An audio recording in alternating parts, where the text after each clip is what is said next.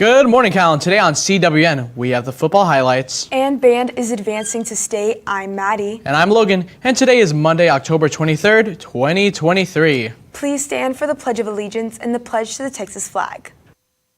The Pledge of Allegiance. I pledge allegiance to the flag of the United States of America and to the republic for which it stands, one nation under God, indivisible, with liberty and justice for all.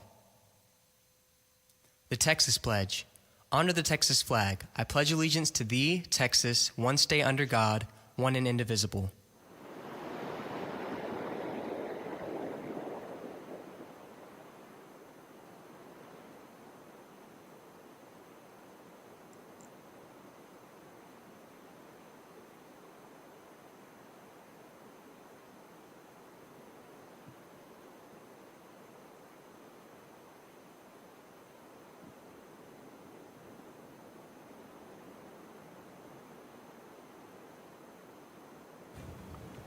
We talked to some students that are in choir on how they think they did during the choir competition. Let's go and see what that had to say. Hey cats, it's Patrick with Calallen TV. I'm here at Trinity. Can you tell us a little bit about the choir competition and where and what y'all did? Yeah, so the competition was at Veterans Memorial High School, and out of the 17 of us that advanced from district, we each performed a piece and the cut from it, and I feel like we all did very well. Hey cats, it's Patrick with Calallen TV. I'm here with Gabriel. Can you tell us a little bit about the choir competition y'all just had and how you think y'all did? Yeah, I think we all did really great. We practiced a lot on our songs. I would really like to see who made it, and we'll just see what happens. Thank you, Gabriel. Back to the studio. We have some information about mums and garters. Here's all the information. Hey cats, I'm here with Stephanie. So can you please tell me more about your mom? Yes, my boyfriend's mom made it. I love it. And that's really cool. Can you tell me what your favorite part is, please? The color. Hey cats, my name is Hannah Hominick, and today is homecoming. So, how y'all feeling about homecoming? Good. Pretty good, excited. Yeah. Amazing, glad. Good. Excited. Okay, thank y'all. Back to the studio. Come join Calallen Cats for Christ FCA and Church of Hope tonight at Phil Danaher Stadium for Fields of Faith. Fields of Faith is peer-to-peer movement where thousands of students from across the nation and world gather on their school's athletic fields to share faith stories and challenge each other to apply the Bible as their game plan for life. This community event will attract hundreds of students from the Coastal Bend area and be held at Phil Danaher Stadium at 6 p.m. Congratulations to the members of the Calallen Wildcat Band on their outstanding performance at the UIL Area Marching Contest. 36 bands from across Texas competed in the prelims, and the 12 best, including Calallen, moved on to UIL Area Finals. The Wildcat Band had their best performance of the year in the Area Finals and will now be moving on to represent Calallen in the UIL State Marching Contest. This is the fourth year in a row that Calallen will be competing with the best of the best at UIL State Marching Contest. The State Marching Contest will be held at the Alamo Dome in San Antonio on Wednesday, November 1st. The Calallen Band will be one of the last bands to perform on the day at 3:15 p.m. Here is Isabella and Emily with more. I'm here with Emily Zolokoffer, who has been a band student for 4 years. Can you talk about how your performance was on Saturday? We didn't have our best show in prelims on Saturday. It was just a lot of different aspects kind of messed it up. But we came back for finals, and we said, let's have the show that if it were to be our last, we would all feel content with. And I thought we really showed up and became Calallen at that last show. Well, that's really cool. So I've heard you made state 4 years in a row. Can you talk about how you feel about that? I'm really excited, and I'm really proud of this group, especially since it is a very young group. We lost a lot of seniors last year, and the senior class this year, it's pretty small. So for it being this young, it's a really big accomplishment, and just making it to state is a really big accomplishment. Well, congratulations. I'm glad you all had a good show. Thank you, and back to the studio. We spoke to Grant and I about SpongeBob the Musical at the Harbor Playhouse. Let's go and see what we had to say.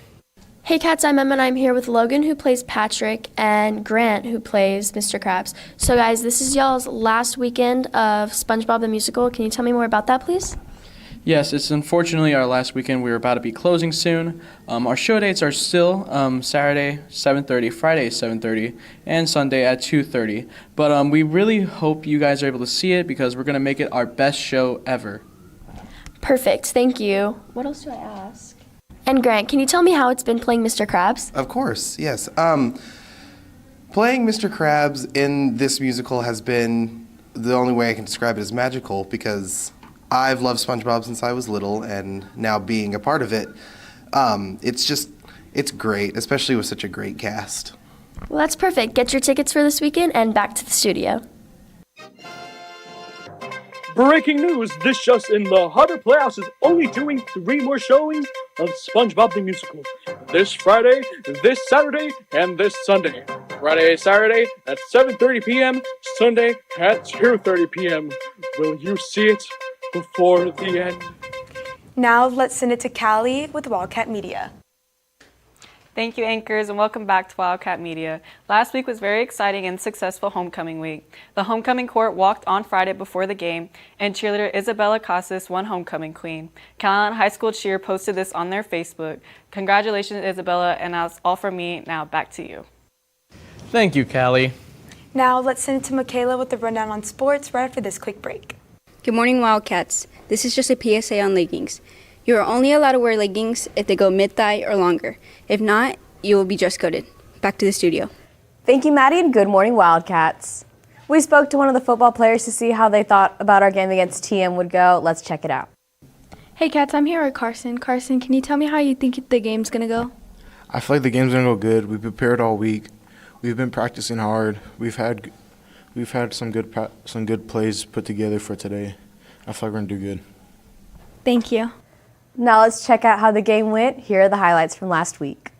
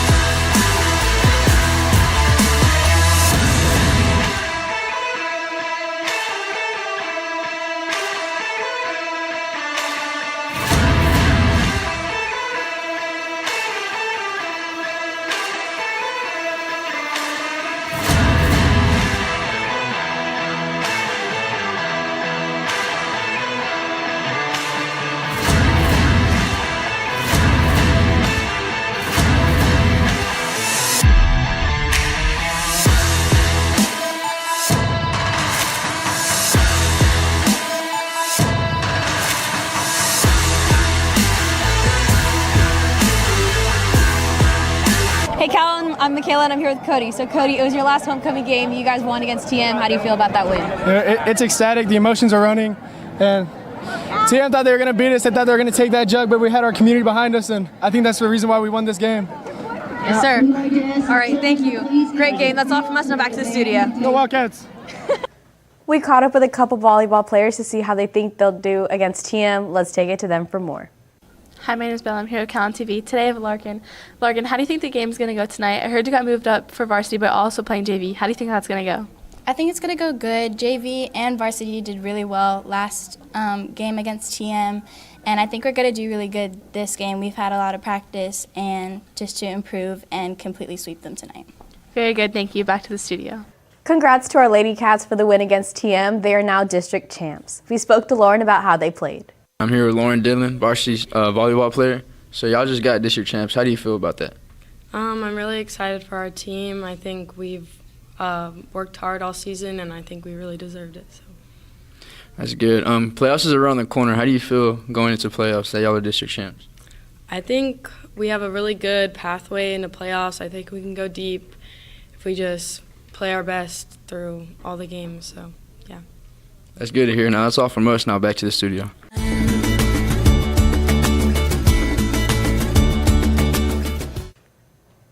And that's the latest on Calallen Sports. Back to you. Thank you, Michaela. Now here's James with today's weather forecast right after this quick break.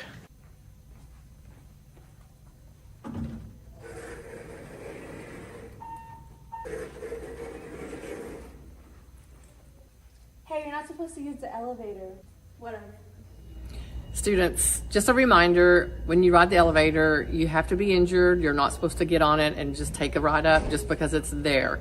You have to have permission to get on it and to ride it, and you have to have some kind of injury. Thank you, Logan, and good morning, Calallen. Here is your weather forecast presented by Baytech Robinson. Currently, temperatures in the upper 70s, right at about 80 degrees with partly cloudy skies and winds to the northwest at a brisk 10 miles per hour. And we can see plenty of showers and thunderstorms across the northwestern Gulf of Mexico, moving up onshore in Nueces, San Patricio, and Aransas counties. These storms likely will not affect Calallen, but we might see some showers throughout the day. But one thing we definitely will see throughout the rest of the day is wind, and plenty of it, with winds between 15 and 20 miles per hour heading to the northwest direction as the remnants of Tropical Storm Norma in the Pacific begin to strike our region. Just a glancing blow, but they are affecting the region. However, as you can see, temperatures will be almost summer-like, with temperatures at about 84 at noon, 87 at the time school that's at, and only 80 after sunset, with 10% chances of rain throughout. And that's because of the type of system the tropical storms are. If you remember back in August, Tropical Storm Harold hit us, and we did not see that much of a temperature change. That's because barotropic systems like tropical storms and hurricanes have no temperature gradients. They also don't have wind shear, so no rotation except around the center of the storm. No frontal activity, so no warm front, no cold front, no air rushing in behind the storm. And generally, barotropic zones don't change storm intensity, which is how we can see hurricanes stay so intense for so long. What this generally will mean for us with barotropic systems is that temperatures will remain generally the same before and after the storm. Baroclinic systems, on the other hand, they will have a temperature gradient. There's plenty of wind shear and rotation. And just like what we've been seeing in the past with several storm systems, there's plenty of frontal activity, which means we will get those cold fronts and winds sweeping in from behind the storm, bringing cooler Canadian and Arctic air. And baroclinic zones can dramatically alter storm strength, which is why squall lines and severe thunderstorms are so short-lived compared to hurricanes, because the atmosphere is a lot more unstable. And this will mean for us, with the cold fronts and winds sweeping in behind the storm, the temperatures will be cooler after the storm. Unfortunately, though, looking throughout the rest of the week, we can see the effects of a barotropic system throughout the week, with minimal chances of rain on Tuesday and Wednesday at 20 each, and on Thursday a 60% chance of rain, but only 85 degrees, so not much of a cool down, with winds northwest 10 to 20 miles an hour generally each day. In other news, we are 1 week away from Halloween, just about. I don't know what else to say besides the fact that it is that close, folks. So get ready. With that, let's take it back to the anchors. Thank you, James. And that's all your announcements for today, but now it's time for your joke of the day. So, Maddie, why did the Scarecrow win a Nobel Prize? I don't know, Logan. Why? He was outstanding in his field. For all you social people out there, make sure you're following us on Facebook, Twitter, TikTok, and Instagram at CalallenTV for all the latest updates. Also, subscribe to us here on YouTube to catch all of our latest videos. And as always, stay classy, Calallen.